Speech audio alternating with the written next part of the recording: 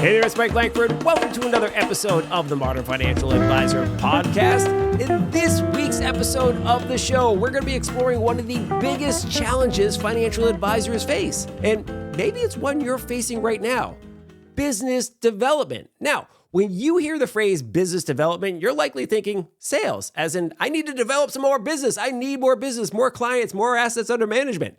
And that's a big part of it. But business development is also about developing your business into a more stable and robust firm.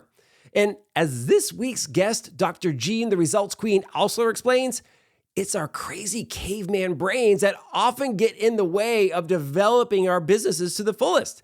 And I think you're going to love Jean. She really knows how to break things down so that our caveman brains can really easily understand them and implement them. Anyway, before we get rolling, make sure you subscribe to the podcast on Apple Podcasts, Spotify, Google, Amazon, the YouTubes, or wherever you like to get your podcast jam on. And if you have a question or a suggestion for a guest or a topic of the show, hit me up. I'm basically at Mike Langford everywhere. You can see the email down in the show notes there. You can click that as well and shoot us a note, okay?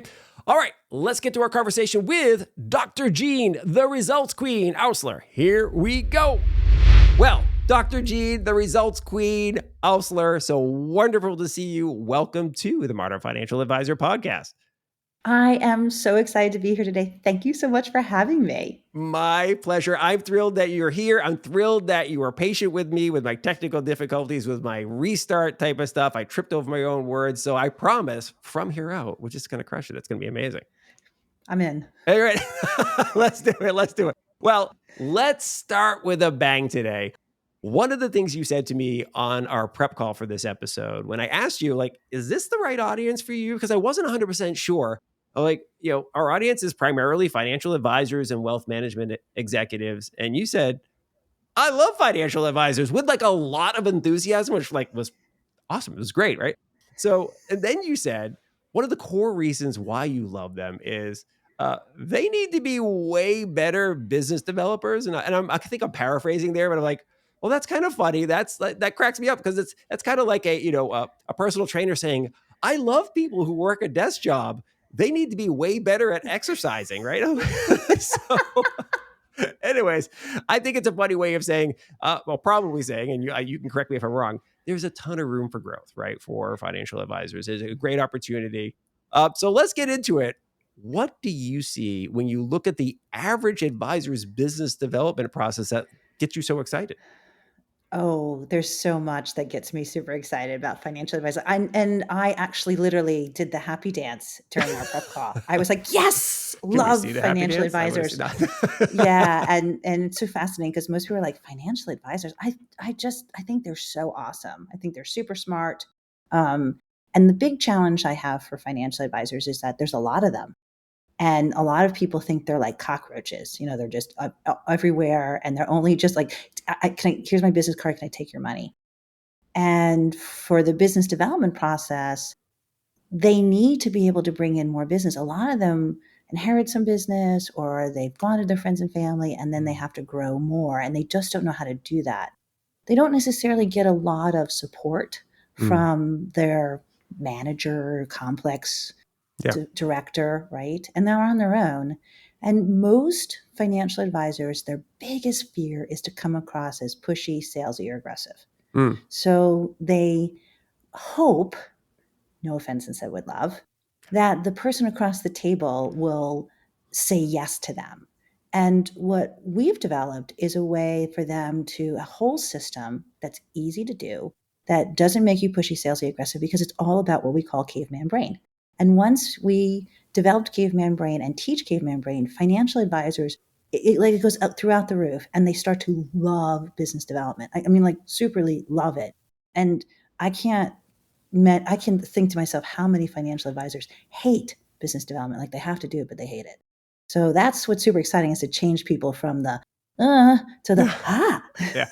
It's really interesting. I love, some advisors might be like, I think I'm a little offended about being like considered a cockroach, if that's the way the public sees me. But I will say this: one of the things that's really interesting about the advisor business model, right? Especially the modern financial advisor business model is, it's built on recurring revenue, and it builds over time. And so I'm not going to say it's easy, but it's relatively predictable if you stick with it, because everybody trips over a client here and there. You mentioned some friends and families or whatever, and then a couple of referrals here and there.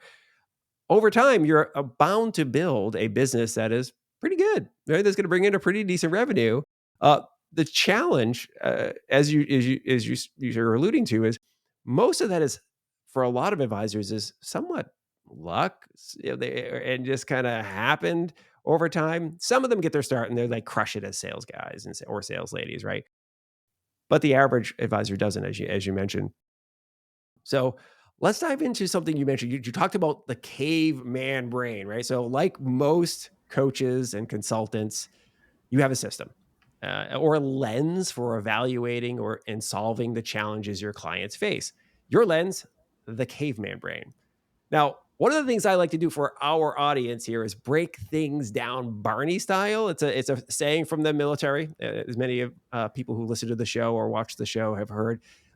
They say break it down Barney style, which basically means break it down so a preschooler could understand this, right? They use that in the military all the time. Like, don't go using jargon or complicated words. I should be able to explain this to the lowest person on the totem pole and they can get it and run with it. But today we're going to break things down caveman style, Captain Caveman style, which I don't know if you remember that. Dating myself, Captain Caveman from the old days. So what is the caveman brain and how does it help advisors produce better results? Or the caveman business growth system, caveman brain business growth system, I guess. So let's just talk about caveman brain. And it's so interesting because I say to my clients, you have to explain it to me like I'm 5. Yeah. And if I don't understand it, no one else is going to. So I do everything from I'm explaining it to you like you're 5 years old. So caveman brain it literally came from me. Everything that I do, I teach and I consult on, I've done myself. And so I know all the kinks and where it works. And there came a time in my own business that I was not growing or doing the things that I needed to do. So I thought to myself, I need to do better. How am I going to do better? I really truly believe in coaching. So I hired not 1, not 2, not 3. I hired 4 separate coaches to get me out of this funk, this terrible place, this ditch hole, so that I could become better. One of them happened to be a Harvard neuroscientist. And working with the Harvard neuroscientist, I learned that the amygdala, which is a small almond-shaped part of our brain, sits in the back of our head, was preventing me from being more successful. And I thought, wow, our brain is the least studied organ in our body. And we're just learning about what it can be doing and how it can help us.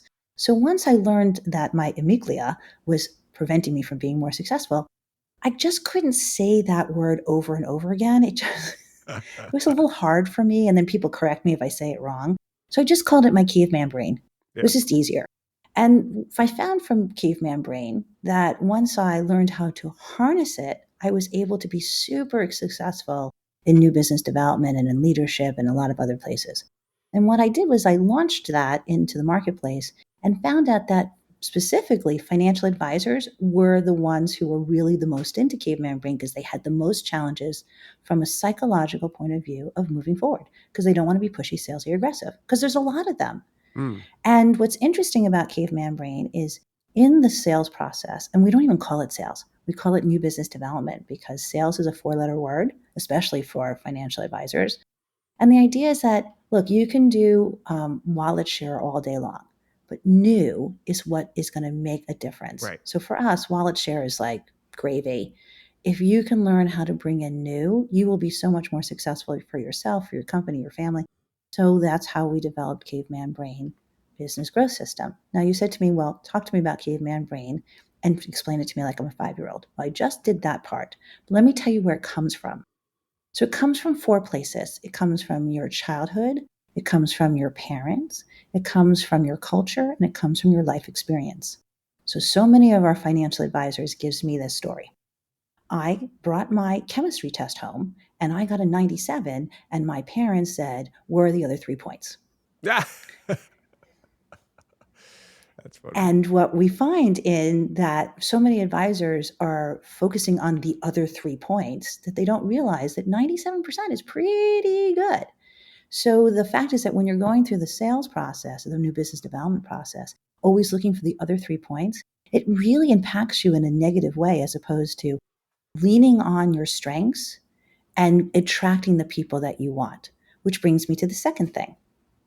Besides parents and childhood and culture and life experiences, is so many advisors say, when you say, like, who are you looking to talk to? They go, I'm looking for high net worth individuals or families. So we had a private coaching client, and I said to her, who's your ideal target client? And she said, the woman who drives the bus. And I said to her, I can still remember this, and I was like, okay, so if you were to go to a networking event and there were all women there, do you go up to them and then say, hey, are you the woman who drives the bus? So the fact is that most of them can't describe their ideal target client like their science project. Remember when we were all in fourth Yeah. grade and we got, like whales and we knew everything about whales? Most advisors don't know enough about their ideal target client to go find them, or more importantly, to attract them. So I'm going to jump in here real quick for a quick second, and then we'll get to steps 3 and 4 of this.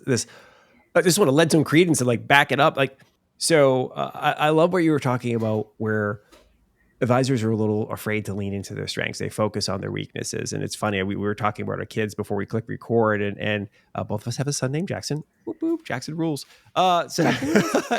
Anyway, but like, it's one of the things that I advise both of my kids: lean into your strengths, because everybody has weaknesses. If you spend all your time, like my son math was not his strength in high school.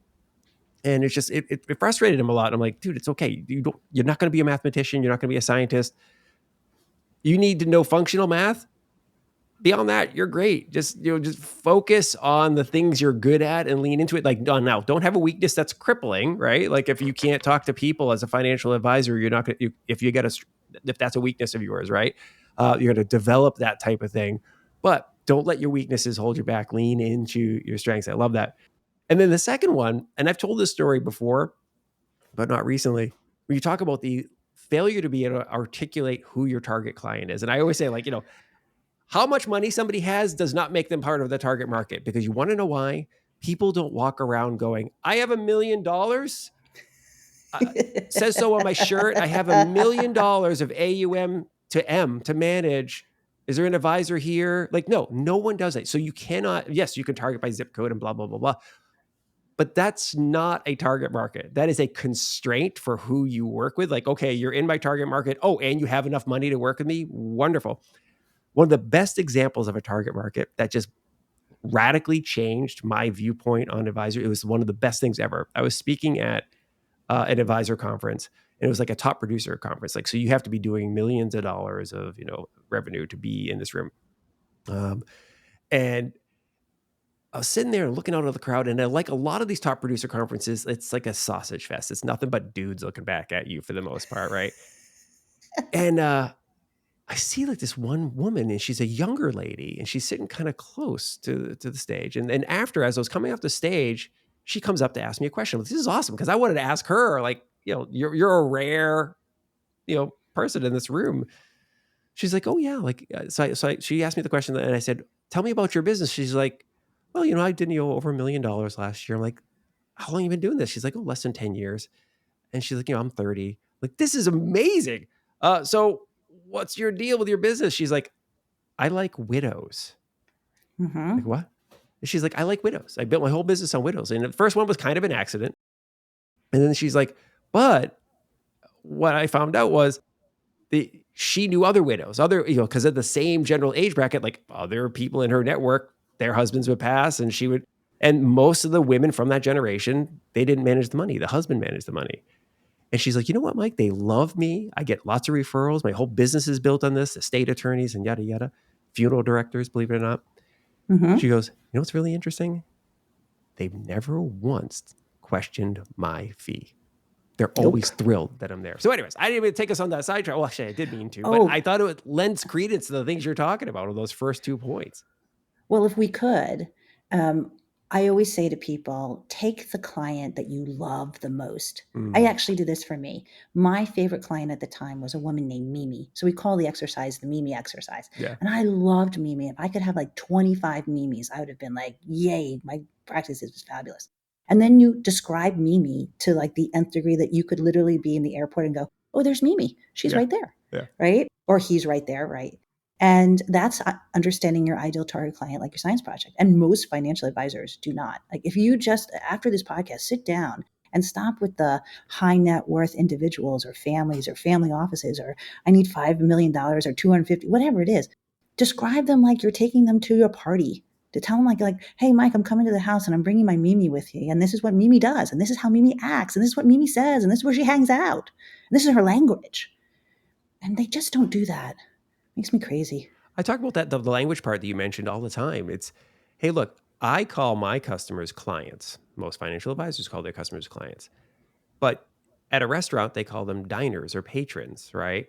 Some people call their customers customers. Some people call their customers users. Or it's like all on down the list, right? Or patients, right? So a dentist or any type of doctor is going to call their client a patient, right? They're not calling them clients.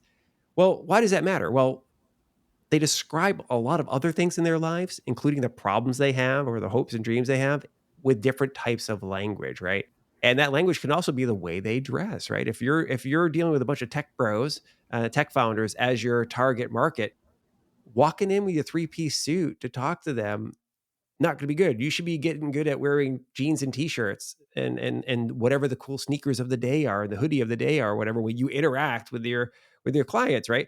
So that stuff matters, right? Exactly to your point, go really granular on the persona of your ultimate client. Yeah, and actually we teach people in our system not to call them prospects. They're Yeah. called potential clients. And Oh, I that's like that. because your caveman brain only knows what it sees and what it hears. And so therefore, since it only knows what it sees and hears, if you say prospects, I mean, look, prospects, like, I gotta go find some prospects today. But Yeah. wouldn't you much rather go see some potential clients? Like, Yeah. that sounds really, hey, let me go find some potential clients. So one of the things that we use is we actually use the Clifton Strength Finders, because they do, and it's really inexpensive. We're not associated with them with anything. But the fact is, it gives you your top 5 strengths. And what we find is when advisors know their top 5 strengths, they can use those strengths to lean into the new business development process and be successful. And we find that when they are not being successful, because you will fall off the rails, and we talk about how you get back on, you can go back and look at your strengths because they become your weaknesses. And then you start to figure out if you're using your strengths as weaknesses and how do you change them. Often, when we start to read people's Clifton Strength Finders, we find that they're leaning too much on a strength and it's become a weakness, which is what is preventing them from being more successful. So that's another caveman brain tip that you could be using to be Yeah. more successful in new business development. I love it. I love it. It's funny to kind of put a little color on that. I think, a huge basketball fans in this household. My son wants to be an NBA coach. I both my kids play basketball, and I've coached basketball. So like a lot of the talk we have here revolves around basketball. But exactly, you may have a strength. Your strength might be 3-point shooting or whatever, right? Uh, but if you get to the point where like all you're willing to do is jack up threes, to your point, if you lean too much on that strength, it becomes a weakness because they know, hey, if Mike's got the ball and he's inside the 3-point line, if he's anywhere near the paint, he might not go up to try to finish that shot. He might actually either try to dribble out or kick it out or whatever. Or, conversely, if the person's afraid to shoot threes and they get the ball, even if they're wide open for the three, you're like, that dude's not shooting. So you back Yeah. off and you just like let him sit there. So to your point, like don't let your strength, I think that's where you're going with this. Don't let your strength become a weakness because you're leaning so heavily on that you're not looking at other things in your business. Yeah, strengths, we find that a lot of people who are stuck, they're using their strengths as weaknesses as opposed to making them as strengths. And interesting, well, I'll teach you this too, because I'm a huge Tar Heel fan. I was Okay. raised to be to go to UNC. Both my parents went there. So we talk about in follow-up, because most people don't do a very good job in follow-up, financial advisors also, we talk about last minute thinking. And if you Hmm. know anything about being a Tar Heel fan, and if you're from Nova Nation, you know that I lost my team, like I lost, like I personally You're lost. totally on Uh, the team. It's important. like Fans right have in a the role. last right in the last 0.0001 second. And we use that story because in new business development, if you're not following up and if you don't play to the very last second, may not be able to close the potential client. Right. And therefore, you can win a major client in the last seconds of the game. Yeah. Yeah. Yeah, really super important. So I don't rarely talk about that on podcasting, but thanks for the opportunity to You're say it. anytime. You gotta So if we can appreciate if we that. can get sports in, we'll do it. It's great. But Oh, it's funny. I half joke about that, but like a lot of people, advisors at the moment, they're overwhelming percentage men, and women are advisors too. And I'm sure some of the women are also sports fans, right? But sports, it's a language that we all speak. I think everybody is, even if you're not a huge sports fan, you've seen some form of sporting competition, right? So it actually helps you frame things, and sometimes it also helps let people be a little easier on themselves, right? So, as an example, going back to the basketball thing, basketball's like a game of failure. It's a game of misses, right? Like even the best of the best of the best only hit 50% of the shots they take. Like the best shooting team in the history of basketball, my favorite team, the 1986 Boston Celtics, you know, only hit 50% of their shots, just under 50%. It was like 49.6% or something like that. That means half the shots they took missed, right? And so the same is going to happen for you as a financial advisor, whether it's a new business development or whatever. You're probably not going to get all of them. Now, I would say that if somebody gets to the meeting and they're sitting across the table from you, chances are there's a pretty good chance you're closing that, right? They take that new potential customer sits across the table from you. They've already evaluated it enough to get in front of you. So I bet you that close rate is way higher than 50%. Maybe you have different data than me. But anyway, let's talk about it. Let's continue your caveman brain. I'm gonna, if you notice, I was rolling my eyes at you Yeah. while you were saying that, and you're kind of like, "Why are you doing that, Dr. Jean?" So most of the financial advisors we work with, they'll tell us the hardest place in the new business development process is to fill their funnel. And then they say things like this to me, Dr. Jean, if I get in front of them across the table, I can close them. I'm like, great, that's awesome. We just got to work on filling your funnel and doing Right. that consistently. Because most people like fill and drain, which is really annoying. So how are you consistent in terms of, because you got to do onboarding, all this other stuff. Yeah. So how do you be consistently filling your funnel? That's a challenge that we actually solve. But what I find is that when you have people across the table, and this is something we call the facilitator buyer. What we do is we give our power away to the person across the table, especially financial advisors, because they don't want to come across as pushy, salesy, aggressive. And they let the person across the table drive the conversation, drive the decision. And then what happens is they call us and they say, so the person said yes to me, or I couldn't get another meeting, or they're not calling me back, or so we get a lot of people who are what we call in the chase. And that's because they didn't ask for what we call DAT. So DAT stands for date and time. We actually have 6 killer questions that we teach people to tell, and I'm happy to tell you them what they are. And most people will not ask the 6 killer questions because they're afraid. And one of them is, hey, Mike, would it be okay if we schedule another meeting to follow up and continue our conversation? And most people will say, yes, that'll be great. But I can't tell you how many people don't ask for DAT, and then they're in the chase, and then they don't know how to resurrect the conversation, which we have a whole process for that, because most of our financial advisors, until they get real comfortable saying, may I put a date and time on your calendar, they just, so yes, I love you that. might think that metrics, you might say, well, 50%. And that's the other thing we talk about is metrics, which again, financial advisors, which I find so fascinating because they're data people, right? Yeah. Except for themselves. They never want to keep the data on their new business development. We worked with a financial advisory firm for 4 years until we could finally convince them to. The first year we couldn't even figure out what their metrics were. And it was interesting. They said to us, 30 days.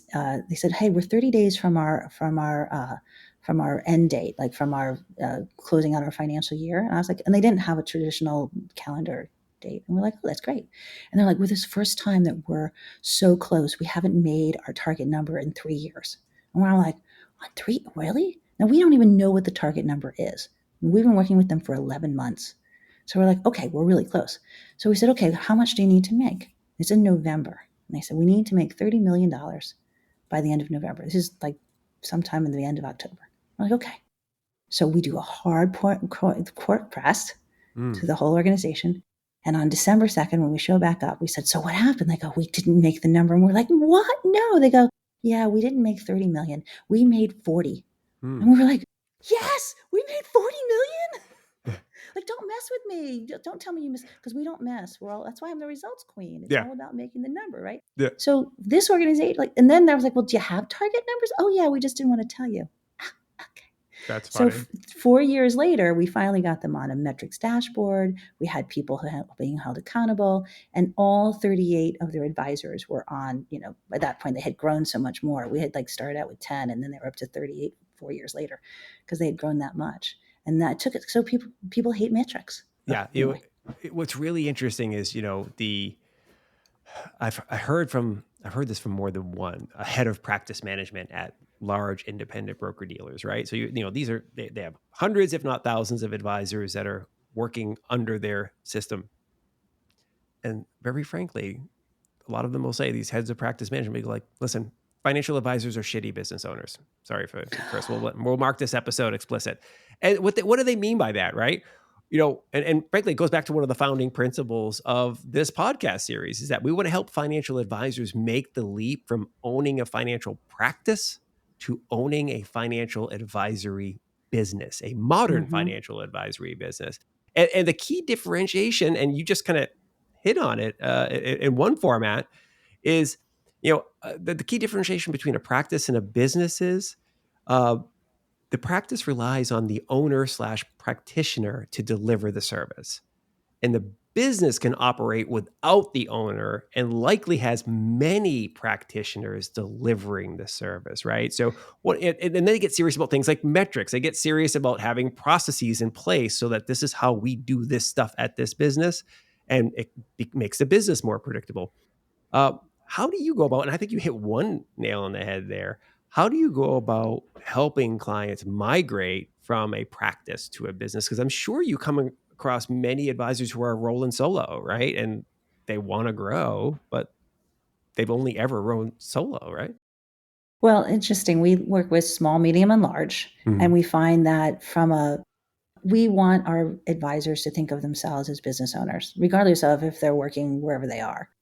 And for those advisory firms that we work with, we usually roll in the EOS system, because the EOS, Entrepreneur Operating System, if you roll in that system, which has 6 key components, and it's an easy system to do, takes about 2 years to get it into your practice, it grows your practice by 35% on its own, just implementing it without anything else. So between our sales training and our EOS structure, your organization usually goes throughout the roof.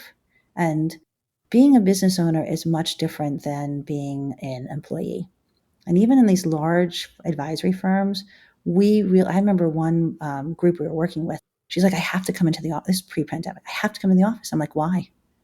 Well, the organization wants me to. I'm like, really? I think they probably want you out doing other things, and you could manage your business someplace else. And when she made that switch from employee to business owner, her business totally opened up and started growing. And it's a mindset shift. Hence why caveman brain is important, because you have to make the mindset shift, and then you have to learn how to do it. And most of us are not trained to be business owners. So by learning how to be a business owner, you're going to run a much better practice, which is going to turn into a much larger organization. And if you're in an advisory organization, you want to grow, how are you doing that? So working and putting that in to your organization will help everyone roll in the right direction, so that you are moving from whatever it might be billion to whatever it might be billion. So bees are good. We love bees. Exactly. I was thinking about this as I was prepping for this episode. I was reading through stuff on your website and so forth. And a lot of what you discuss is fear of failure, things that are holding a person back, right? What if I fail or whatever, or I'm not comfortable with that sale stuff. So there's a fear, right? Like, I don't want to be rejected. I don't want to come across as pushy or whatever. But I wonder if there's another segment that I'm curious about, like that pride and ego that comes in. Like, so some advisors are like really sure of themselves or really proud of what they have so far. However, when you hear the fear that they have isn't the fear of success or isn't the fear of pushing somebody away. It's almost the fear of change, of rocking the boat of what they have, right? So they might be making 300, 400, $500,000 a year. They've got a stable client book, a business, but they know they need to do some things. They can see like they're smart enough to recognize some things, but like that ego is holding them back from trying something new. How do you help people get ego and pride out of the way through this process?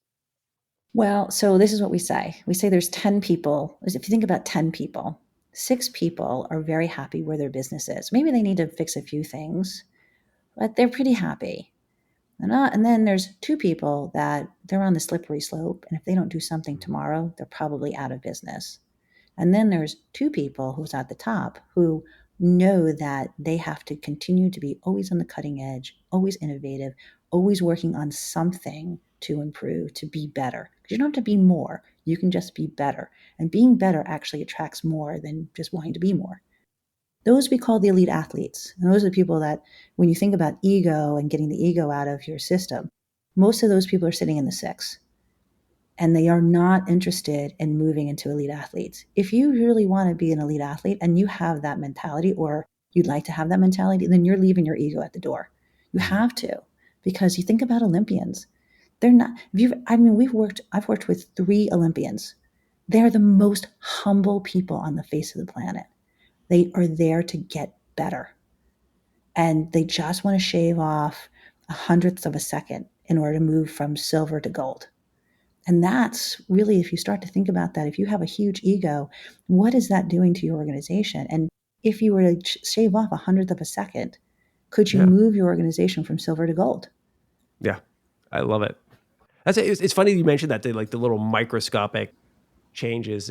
I watched this documentary years and years ago, back before Lance Armstrong became kind of shamed and had us. But it doesn't invalidate this stuff. They were the first team, like the team Discovery back then, to start really paying attention to like everything, looking for microscopic changes. Like, okay, should we switch from aluminum frames to carbon fiber frames? What about the angle of that we're sitting in when we're in the Peloton? What about how much wind resistance is on our shoes? How much, the cadence, like should the stiffness of the pedal, they went through every little thing. And they said, to your point, 100th of a second here and there. This is a 2,000-mile race. Over the course of a 2,000-mile race, if we can pick up a 100th of a second here, a half a second here, whatever, it leads to minutes margin of victory. And so the point you're making, this little microscopic changes over time lead to big results. It's kind of like, if you think about direction, right? If you just change 1 degree, it doesn't make much difference over the course of a day. But over the course of, miles and miles and miles, we're way off course. Is a different platform here. So, and it gets back to what you said, that humbleness, right? Which is a great segue to one of the topic I want to cover. I want to circle back to your 6 killer questions there and this concept of asking really good questions, because over the course of my life, I've had just a great experience of having some friends who are incredibly successful people and have done very well in their whatever endeavor they're doing. And I'm always impressed with how good they are at asking questions. It's just like part of their being, right? Like everybody would want to be like one of these people. And it's like, it's interesting. Every time I'm around you, I notice you ask me just a ton of questions, and then you ask this person to question, and they don't care if it's like the kid in college or they're talking to another CEO or whatever. It's always like they're looking to learn, they're looking to get more information in, or they're looking to use the questions to kind of direct where they want things to go.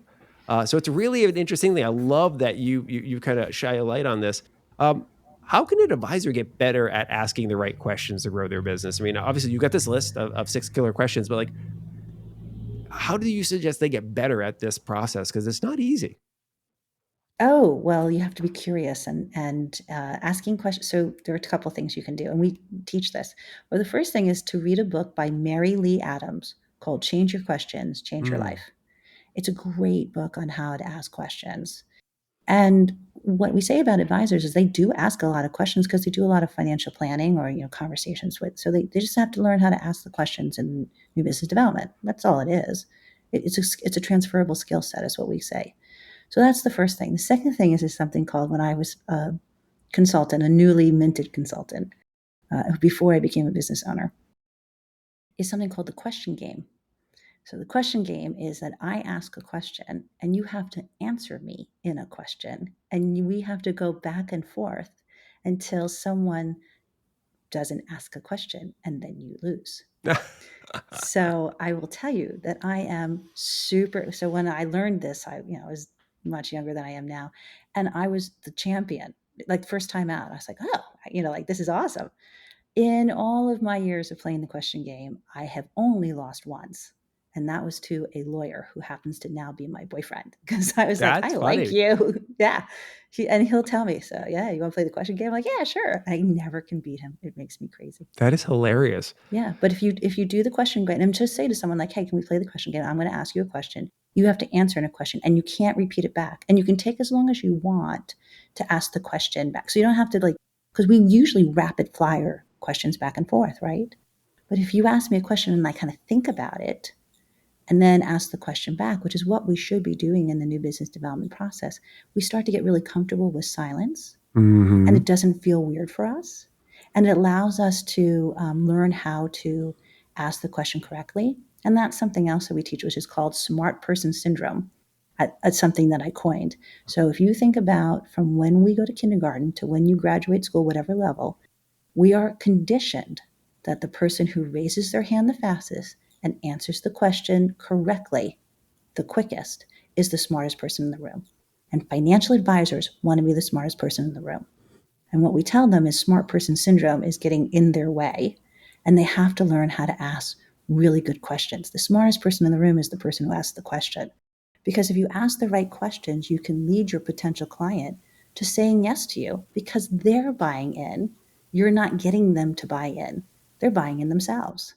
So the question game really helps you learn how to pace yourself, to think about questions, to learn how to live with silence. So between that and the book, you get really good at asking questions. I love that. I love that. And I love that little point you made about getting comfortable with the silence and taking your time, not rushing.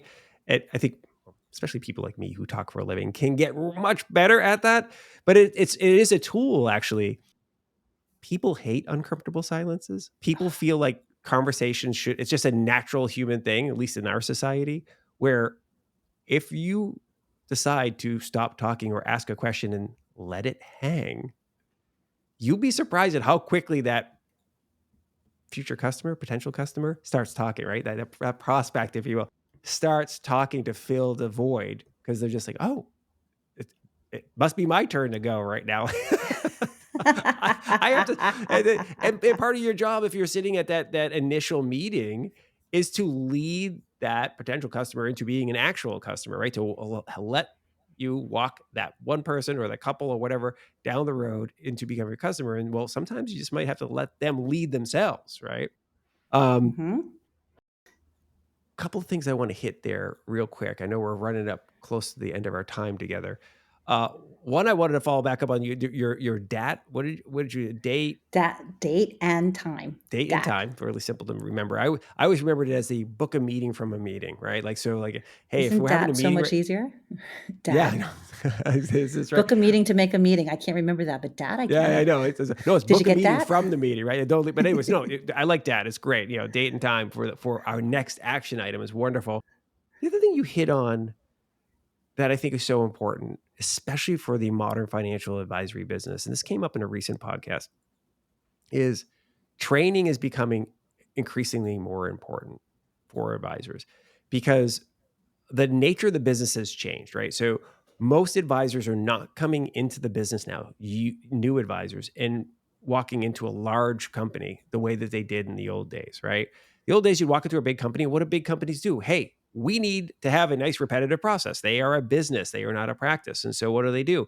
Everybody goes through training. Everybody has the exact same playbook that they're coming out. This is how you make phone calls. This is how you send emails. This is how you open up a trade ticket, blah, blah, blah, blah, blah, walk through, blah, blah, blah, blah. Now, a young advisor might be joining a small firm.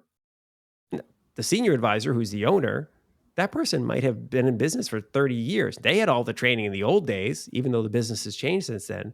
this new person has not been trained yet. And then you get frustrated, like, why is this, young 30 whatever at junior advisor not know what the heck they're doing or going slower than I did back in my days? They haven't been trained. So if I may just say one thing about that, Mike. I had a colleague who used to say to me, show me a 20-year-old or 30-year-old who's invested in themselves through coaching, training, masterminding, and I'll show you someone who's super successful. Most of us don't come to coaching or consulting or training or any of that, whether you're a business owner or you're a solopreneur, until their 40s or 50s. Yeah. It's in some ways it's too late. What's really fascinating is we work with the number one woman in Prudential for a long period of time. And she would say to me, as a woman, you have to make the decision to invest in yourself, even when you have no money. Because if you invest in yourself and you hire a coach, you'll be that much more successful. And I remember when I started my company, the first person I hired was a coach. I didn't even have a dime in my bank account. And for the first 3 years, I paid the coach before I paid me. So if I can tell people that, in terms of training, yeah, you can read, yeah, you can talk, yeah, you can look at videos, webinars, self-direction is great.